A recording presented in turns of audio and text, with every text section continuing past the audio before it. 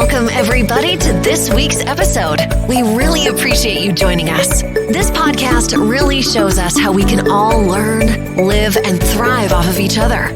By sharing our knowledge through our conversations, we will impart some knowledge whilst learning ourselves how to E282 Mobile TV non-loyalist by Mobile TV. Now, the show focuses on personal development and self-improvement, occasionally expert and professionals who are adept in the topics of personal development and self-improvement. It's really been a worthwhile time having these guests share profound insights on topics and subjects under personal development and self-improvement. On today's show, I have Alan Carroll. Now, Alan Carroll is an education psychologist focusing or specializing in transpersonal psychology. Now, this is a great topic for discussion on today, and that's what Alan will be talking more about. Welcome to me on the show today, Alan Carroll. Thank you very much. Thank you, Alan, for gracing the show. Now I'm looking forward to a worthwhile time with you going forward. Alan, how can we escape the psychological suffering that is caused by our ego? I love that question. And the idea of spirituality and to explore spirituality, and how can you explore spirituality, which you would say would be the medicine that would cure the suffering. So if you became more spiritual and more enlightened, then when the life comes at you, you wouldn't be painting as much suffering with your experience of that. And what you are looking at to reduce suffering is to get control of one thing. If you can get control of this one thing when you are speaking, it will reduce the suffering of speaking for sure, and will also give you an added boost in terms of reducing suffering elsewhere in your life. And so you ask yourself, well, what's the one thing? What's the secret sauce that will transform amateur speakers who are more ego focused to professional speakers who are more spiritual, more open focused? That's the ability to realize that when you speak, there's two types of speakers. There's the air vibrator speakers. They vibrate the air, or they vibrate the air. And then there's the professional speaker who's able to vibrate the air, but also is able to be an air breather. So we have the amateur speaker, the air vibrator, and then we have the professional speaker who is able to make the vibration of the sound, but also create a space or a pause between the two. And if you can do that, you will transform your consciousness, and the level of suffering will reduce tremendously. And that's available to every single person, from 5-year-old kids to 75, 85, 90, 200-year-old people, because we're using the fifth element of space. And that's my response to that great question. Great. Good to know. Now, I want us to talk about transpersonal psychology, because that's your area of expertise. Can you share more in-depth knowledge or insight on that? The transpersonal psychologist is someone who, if I had to put a religious name around it, which I'm careful of, the symbol of my business is the symbol of the Tao, the yin and the yang. And what happens is people are out of balance. They're not harmonious. They're not able to manage the thoughts that they think. And the difficulty is the thoughts that you think create the reality that you experience. And the saying is, well, either you can, I want to be happy. All right, well, happiness is you wake up in the morning, you plug your 5 senses into the world around you, you start to record all the things coming at you. And there are things that you don't like, grievances and complaints about the things you're perceiving in your reality. Or you can wake up in the morning, open your eyes, and the world is going the way you want it to go, then you're happy. And so you're faced with two choices. One choice is you can try to change the world, or you can change the way you think about the world. And until you begin to meditate, you can't have any control at all over the thoughts that you think. But the great news is that you can get control of the thoughts that you speak by controlling the timing of your speaking. And then the $64,000 question is, who do you speak for? And who you speak for is your identity. Well, who is your identity? Your ego. What's the source of suffering? Your ego. So you can tame the tongue of the ego if you can control the timing of creating the pause between the sounds. And 40 years of doing the work, not one person comes to the training even thinking about creating an empty space between this sound and this sound. And if you can create that empty space, you are well on the way to the reduction of suffering. Well on the way.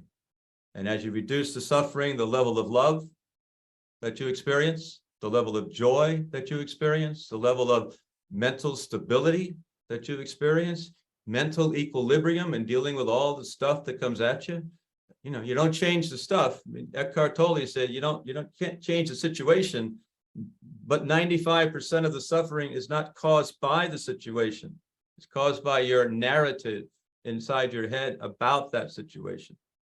And that's wonderful news, because you control the paintbrush. You control that paintbrush, how you paint it in your mind, which creates, the reality in which you live, which creates the suffering that you say is there.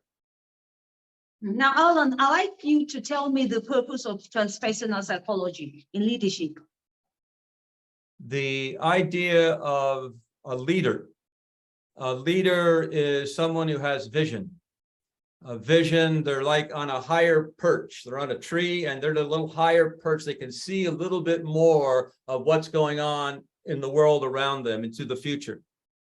And then they turn around and then they tell the people who trust them what you see and what we need to do in order to achieve the goals and the purpose of whatever the organization is.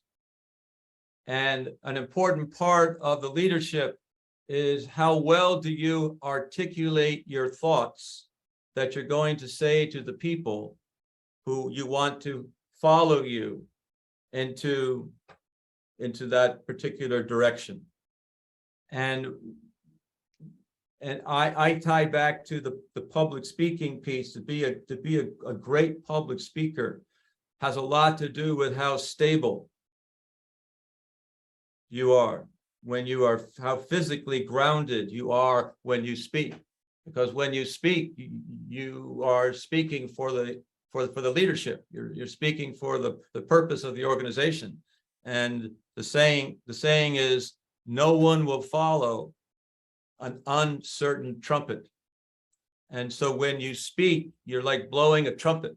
And if you blow it with confidence, people will feel confident. And if you blow it with uncertainty, then they'll feel uncertainty. So a leader wants to be able to blow the trumpet with certainty when they speak. And they'll be able to do that better when they begin to practice the conscious creation of empty spaces, which we call pauses between the sounds that they speak.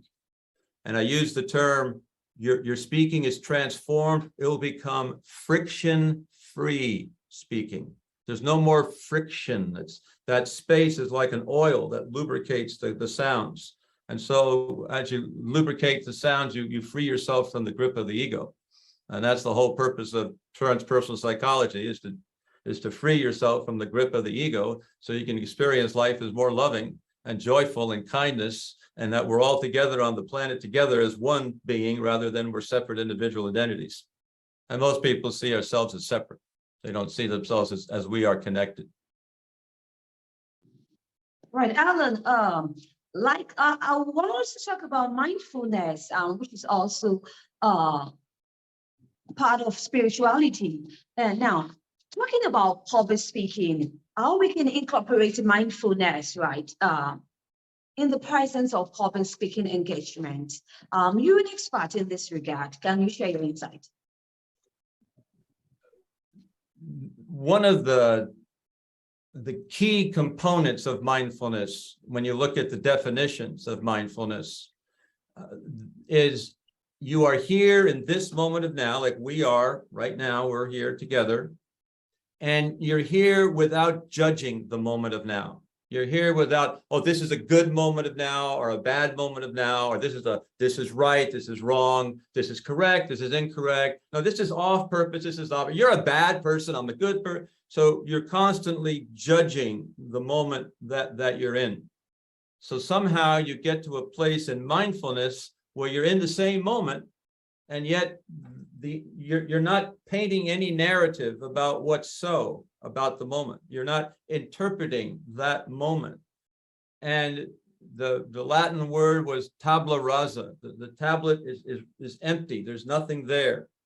And the only way that you can short circuit the mental egoic Gordian knot that we are trapped in is if you can't begin to practice that pausing, that disrupting of the flow of your speaking, and that will free you from that grip that the ego has on your, on your the way you are being. And so mindfulness, you can achieve mindfulness by practicing the timing of the speaking between the sounds that you make while you are speaking, because you can't do it if you're thinking about the next thing you want to say.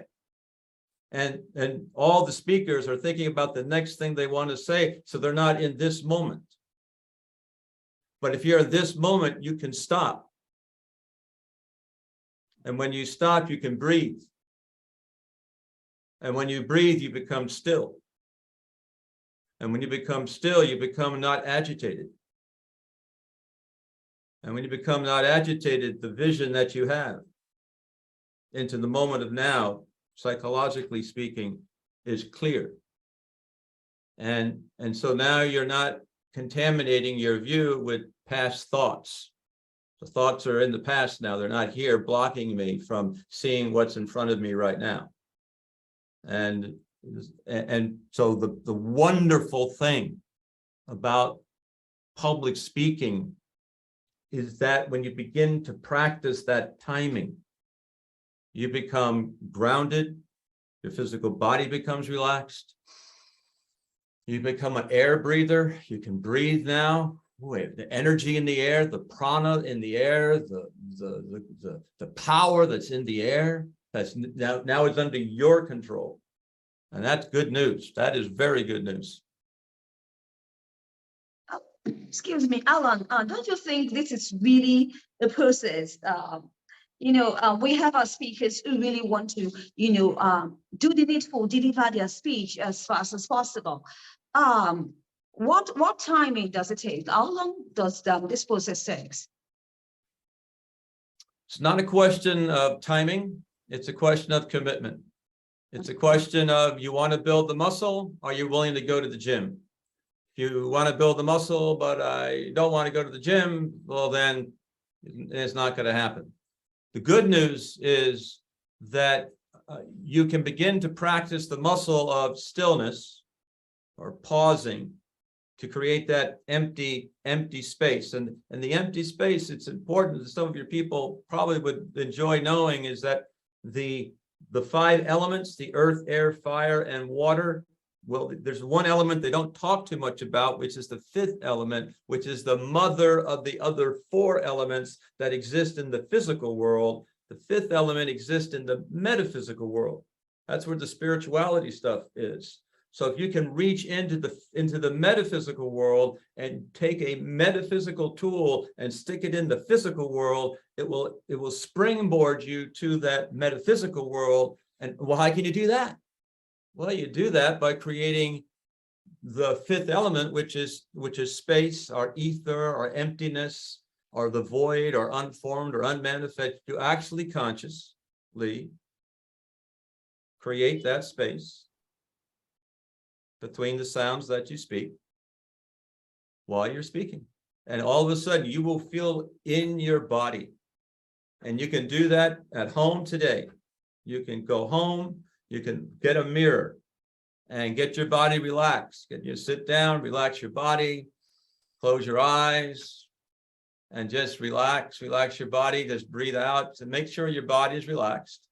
All right, then open your eyes and make eye contact with yourself and see if in the privacy of your bathroom, when no one else is around to judge you, can you sit and keep your physical body relaxed and look yourself in the eyes and keep your body relaxed?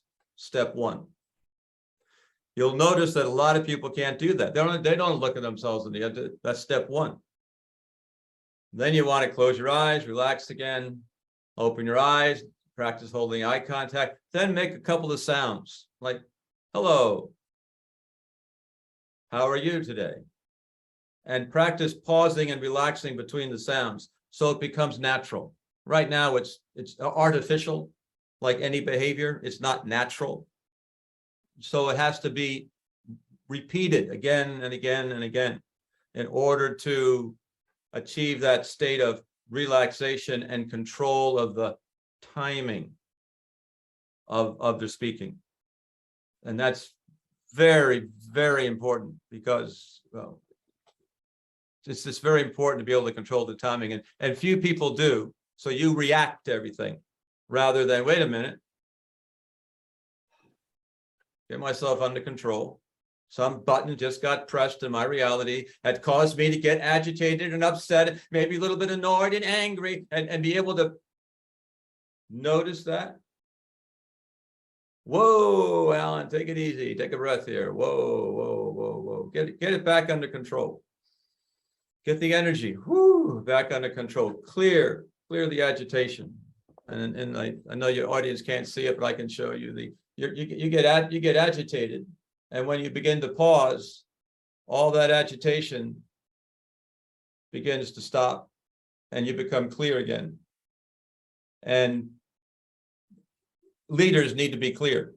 Speakers need to be clear. Spiritual people need to be clear. Well, what's causing the cloudiness? The cloudiness is caused by the thoughts inside your head. Until you begin to manage the thoughts, you live your reality in a dream of thoughts and you don't even know it. Awesome. Thank you, Alan, for your insight on this show, talking about transpersonal psychology. Now, moving forward, I'd like us to talk about spiritual growth. I'd like to know how a person can know if they are spiritual or not, or how they can know the spiritual level. Suffice it to say that what are the signs or symptoms, right, of spiritual awakening? An indicator of spirituality in my world is the ability of the person to be able to control the tongue of the ego. That person would speak with, when you speak, I am playing music on this instrument called my body, and I can vibrate the air that makes the flowers grow in the greenhouse, like Mozart music. Or I can go to this other greenhouse and I can play egoic, me, my, heavy metal, boom, ba, me, my kind of music, which makes the flowers die. And that vibration of the air is under our control. And so if you are awake and realize the power of your speaking by pausing to give yourself a chance to become awake, then you can choose the vibration of the next sound that you're going to make. And you actually paint that vibration in your psychological reality. And you can paint a loving vibration, a joyful vibration, or a vibration which is not loving. It's about me, about making sure that I get what I need. Not you, but I need. So then my identity is more in the I, and then from there you take a look at, well, what is your identity? And that's another conversation. Great. So, what is the purpose of spiritual growth? To reduce the suffering that people experience. The whole motivation to say this reality that we live in is not satisfying for me. I'm not satisfied, totally satisfied with the life that I lead. And I look at the reality in which I lead from the very beginning of my life to this point in time, and I look at the things that I'm complaining about. That, oh, I didn't like this person, this company, my body, my hair, my love life, whatever I complain about, the politics, the weather, the environment. People are constantly complaining and have grievances about the reality in which they live. Well, right away, the only way to escape from the reality in which you live is you have to give up your grievances. But I can't give up my grievances because I have identified myself as I'm a victim. I'm an American. My color, this is my color skin. I am this, I am that, I am that. If you say something about something that I've identified myself to be deeply, then I will take my intellect and I will sharpen it and I will attack you back with my intellect in order to make my ego feel great. Oh, I tell you, I'm right, and that's great. But the problem of it is the spirituality, the great quote that I got from Eckhart Tolle, he said, the ego weeps for what is lost, and the spirit rejoices for what is gained. So giving up that simple sound and replace it with an empty space disrupts the automatic conditioned pattern of the egoic mind and will free you to achieve a transcendent dimension of consciousness, which is enlightenment, reduction of suffering, all the things we say we want. But you got to let go of your grievances. And you won't do that because that makes me. Well, then the next step is you have to start practicing forgiveness of those people you have grievances against.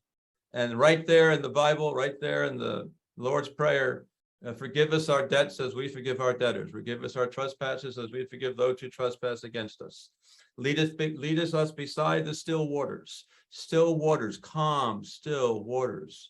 I believe in the Holy Spirit. Actually, it says in Apostles' Creed, I believe in the Holy Spirit. The Holy Spirit is spiritual. It's outside the physical. And you start to play with it when you begin to consciously put spaces between the sounds that you speak. And the second part of the Apostles' Creed, which I like, is the forgiveness of sin. Forgiveness of sin. Start practicing forgiveness and start practicing forgiveness within yourself.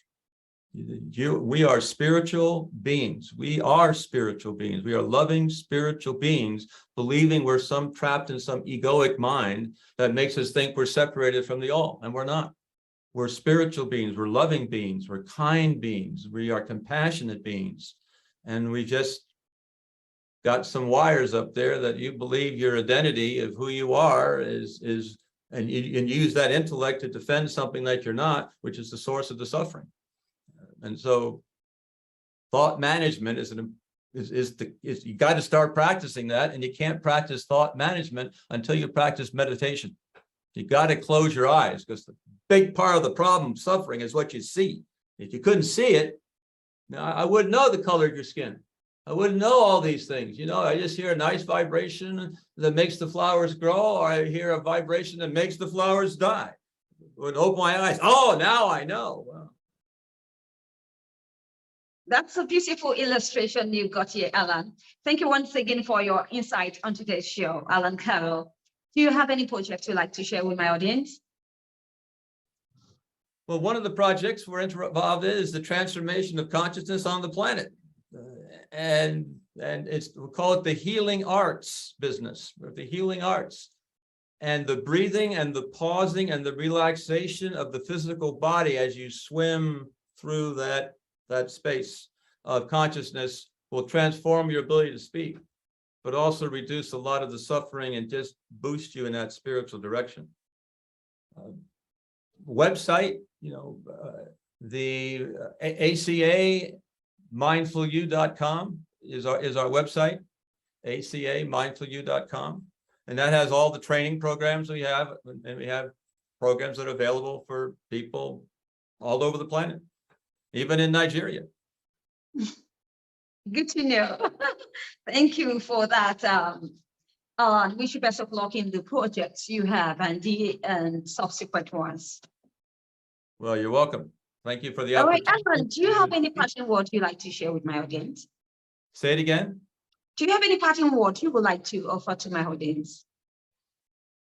Well, I just want to wish everybody a joyful, a happy, a still, as we move forward on in our lives and all the things that are shaken in the world, being stable, mentally stable, and being able to breathe and relax by pausing between the sounds that you speak will bring you wonderful, wonderful benefits. So that's definitely a thought I'd like to share with you. And thank you for the opportunity to speak about something that I love. Thank you for that motivation, Alan. Thank you, audience, for joining me on this show. Really been a great time having Alan Carroll on the show, sharing more about spirituality. Now focusing on transpersonal psychology and on mindfulness. Like to catch up with any missed episodes of Live Well Each Stephen, you can do so on any podcast cross-promotion platforms or podcast distribution platforms with P2 Online. You have an amazing time. Perhaps you would like to be a guest on the show, focusing on disruptive mindship conversations on any topics on the personal development and self-improvement. You can mail me at mobile@stephen.o@outlook.com. Perhaps you'd like to get to know more about me and what I've been up to lately. You can visit me on my website, www.mobile@stephen.online. Now I'll be looking forward to connecting with you and having a great time on the show together. Come on, we can do this. Till I come your way, I need you to be good. With all my love, I talk to you soon. Bye for now.